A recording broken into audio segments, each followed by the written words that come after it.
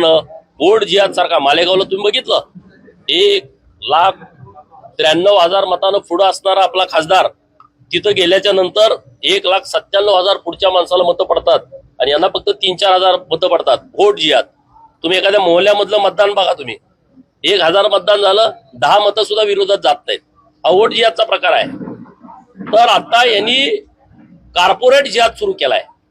गावाकडच्या लोकांना जे फसवत होते, आता IT मध्ये काम करणाऱ्या मुली ज्यांना एकदम लक्ष देऊन त्यांची भरती होण्यापासूनच सुरुवात आणि त्याला टार्गेट केलं गेलंय. आणि हे जे TCSचं प्रकरण नाशिकमध्ये पुढे आलंय त्यामध्ये 9 मुलींनी तर डायरेक्ट FIR दाखल केलेली आहे. एक तर मुलगा आहे, त्याचं धर्मांतरण केलं, त्याचा व्हिडिओ तुमच्या सगळ्या चॅनेलवरती कालपासून चालू आहे. तर ही बाब अतिशय गंभीर आहे. हे मोठं षडयंत्र आहे. त्याच्या खोलामध्ये जाण्याची आवश्यकता आहे. बोर्ड जिहाद सारखा मालेगावला तुम्ही बघितलं 1,93,000 मतानं पुढे असणारा आपला खासदार तिथं गेल्याच्या नंतर 1,97,000 पुढच्या माणसाला मतं पडतात आणि यांना फक्त 3-4 हजार मतं पडतात. वोट जिहाद. तुम्ही एखाद्या मोहल्ल्यामधलं मतदान बघा, तुम्ही 1,000 मतदान झालं 10 मतं सुद्धा विरोधात जात नाहीत. हा वोट जिहादचा प्रकार आहे.